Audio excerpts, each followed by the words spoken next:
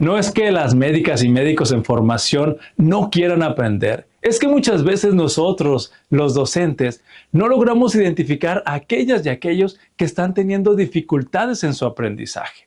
Pero tampoco les enseñamos cómo superar estas verdaderas barreras que se están interponiendo en su aprendizaje. Así que el día de hoy en el podcast Educación Médica MX vamos a analizar las dificultades de aprendizaje más frecuentes en médicas y médicos en formación y también algunas estrategias para superarlas. En la formación médica, los médicos y médicas en formación se exponen frecuentemente a un volumen importante de información, a presión constante y a exigencias, por ejemplo, en el entorno clínico. Todos estos elementos ponen a prueba no solamente los conocimientos, sino también sus habilidades personales como la resiliencia.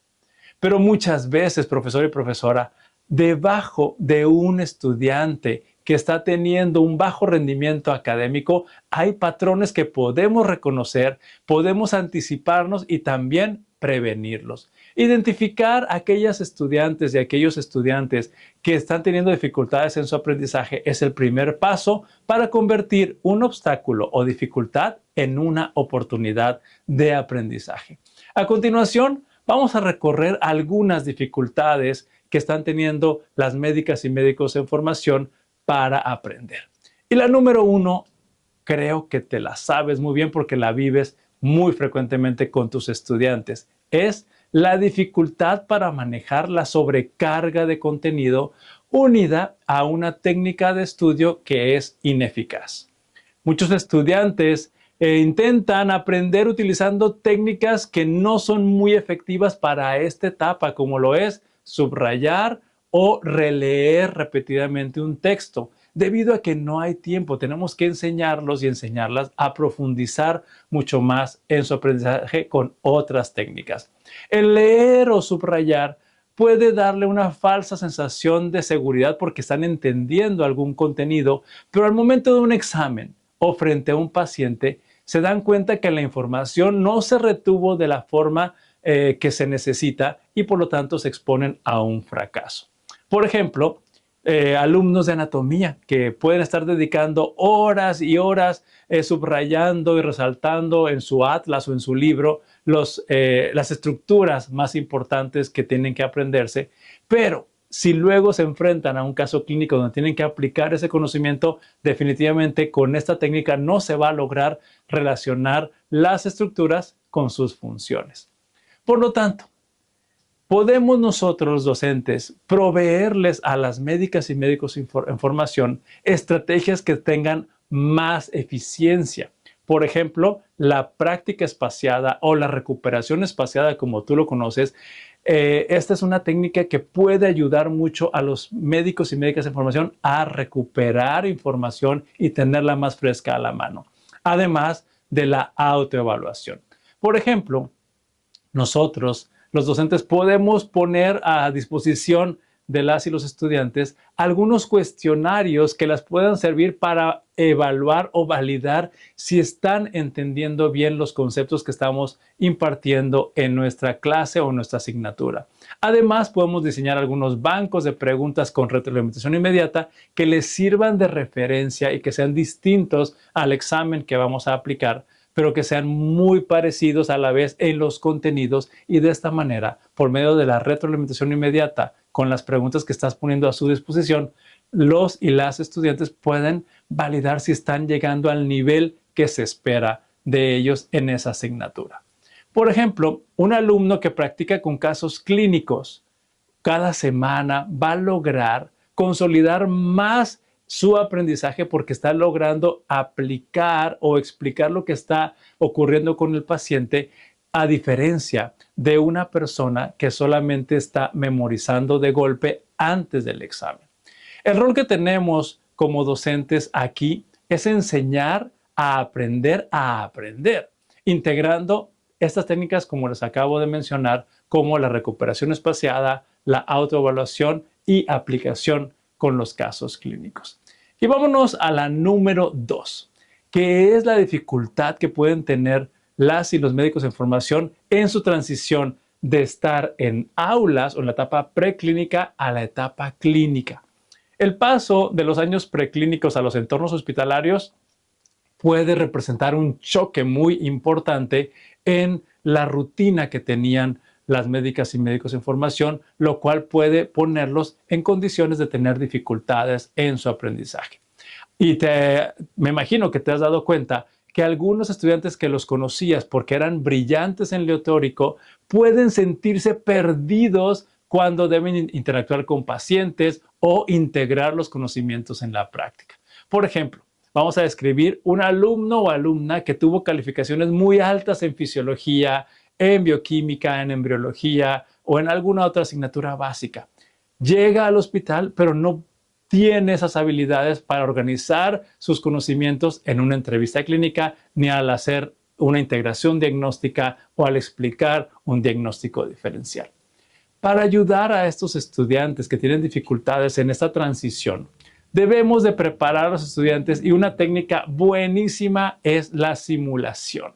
La simulación progresiva en dificultad, además de un acompañamiento cercano, puede ser una gran solución. Además, podemos añadir a nuestra aula de clases actividades como juegos de roles. En este caso, algún compañero o estudiante cumple la función de paciente, otro de médico, y así vamos interactuando en un entorno seguro donde puede haber errores sin repercusiones y además puede recibir cada una de ellas una retroalimentación estructurada.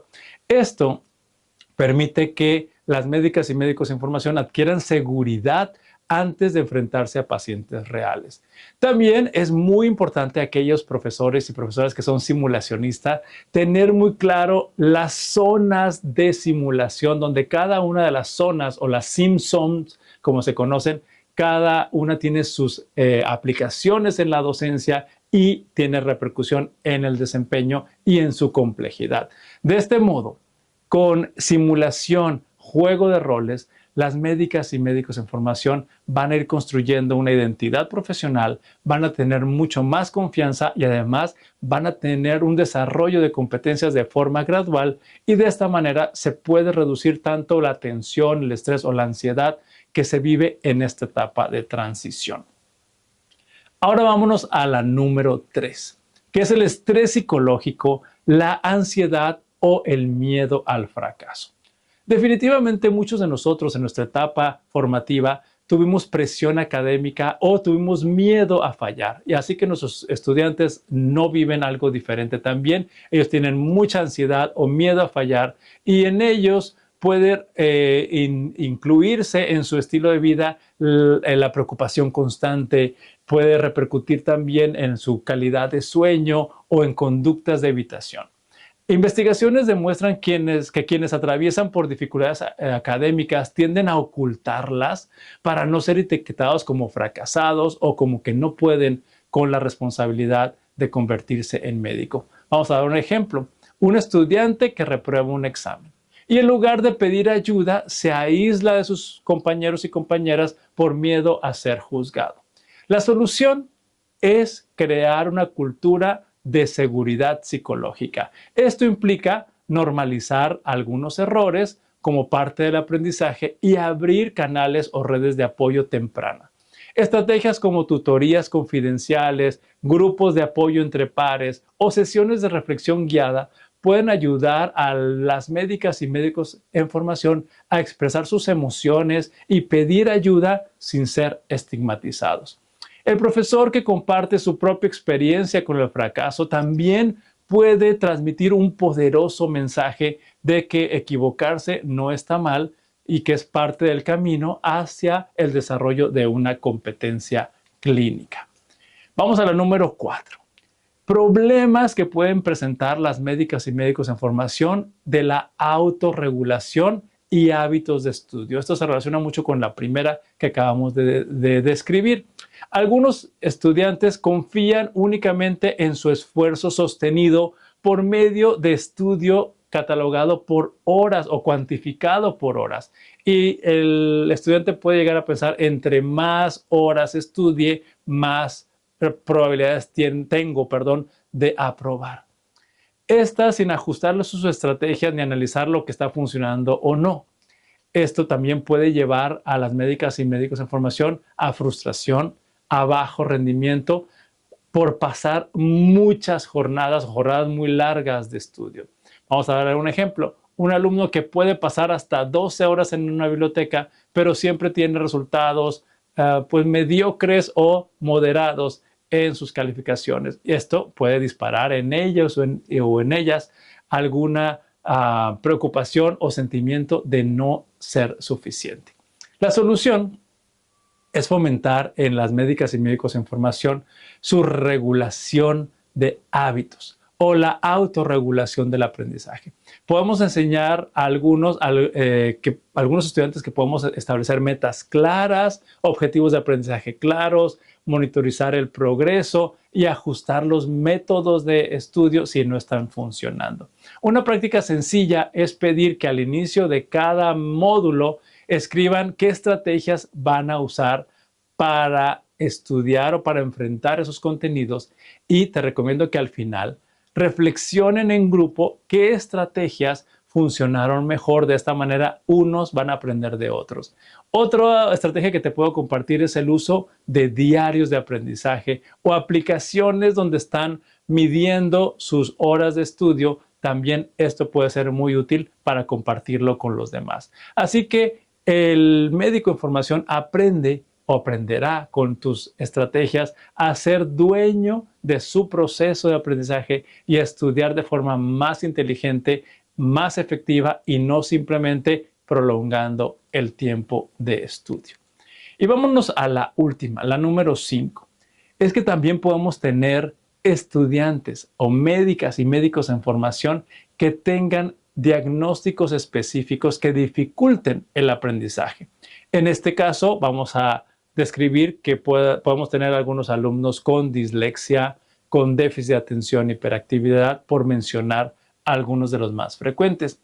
Algunos estudios han demostrado que hasta el 10% de las médicas y médicos en formación pueden tener una dificultad específica debido a un diagnóstico, y esto va a impactar en sus hábitos de lectura, en sus hábitos de escritura y en la organización del conocimiento, además del desempeño en las evaluaciones clínicas. Por ejemplo, vamos a describir qué pasaría cuando un estudiante tiene dislexia, que puede entender bien la fisiopatología de un proceso, de una entidad clínica, pero se tarda demasiado en leer los casos clínicos en el examen y no alcanza a responder a tiempo un examen debido a que está teniendo dificultades en la comprensión lectora. La solución es implementar ajustes razonables de acuerdo a cada una de las circunstancias. Una solución para hablar de los exámenes que yo te puedo recomendar es que determines que cada pregunta deba ser contestada entre 60 y 90 segundos, porque hay veces que los profesores y profesoras no consideran esto y pueden poner menos tiempo que esto que te estoy mencionando para contestar cada pregunta en un examen, lo cual pondría en aprietos a una persona con alguna dificultad en la lectoescritura.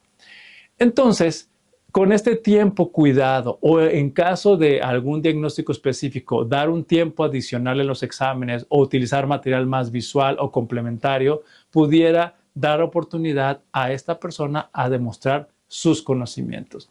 En la práctica clínica también podemos hacer algunas adaptaciones para estas personas, dando tiempo adicional para revisar historias clínicas o adaptaciones, como lo mencioné, en los formatos de las evaluaciones, y esto puede marcar la diferencia.